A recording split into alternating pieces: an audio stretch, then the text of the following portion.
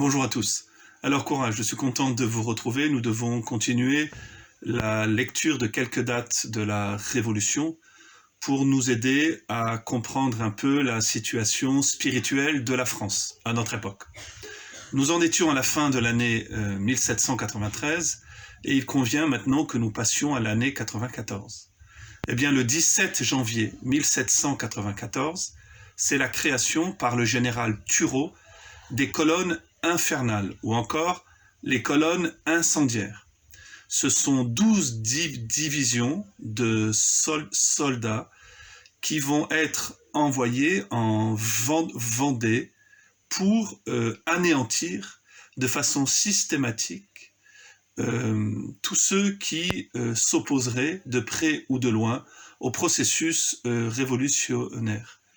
La Convention, à partir du mois d'août 1793, avait déjà décidé ce plan d'anéantissement. Mais il fallait un zélé, il fallait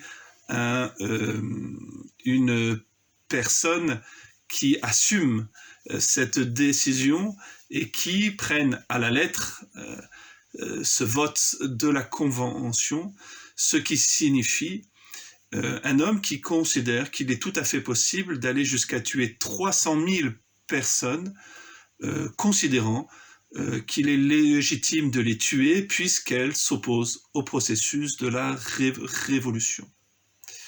Ces colonnes infernales ont laissé un souvenir terrifiant en France, même si depuis 200 ans, un peu plus, on ne vous en parle pas ou l'on ne nous en parle jamais.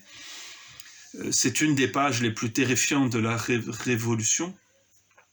Il faut savoir que cet homme, le général Turreau, après la chute de Robespierre, Robespierre a été guillotiné le 27 juillet 1794, donc après la chute de Robespierre et des Jacobins, lui et quelques autres vont être emprisonnés. Il va passer presque 1 an en prison jusqu'à ce que le 26 octobre 1795, la Convention vote une loi d'amnistie pour, je la cite, tous les faits relatifs à la Révolution. Ce qui signifie qu'une amnistie avait été votée pour tous les assassins, pour tous les criminels, pour tous les crimes de masse qui avaient été connus, qui avaient été perpétrés dans les années 91, 92, 93, 94. Étaient exclus de cette amnistie générale les faits perpétrés par les contre-révolutionnaires. C'est intéressant de voir que lorsque vous n'appartenez pas à l'armée républicaine, quand vous n'appartenez pas au processus de la révolution, eh bien vous êtes exclu du droit et de la loi. Vous n'êtes pas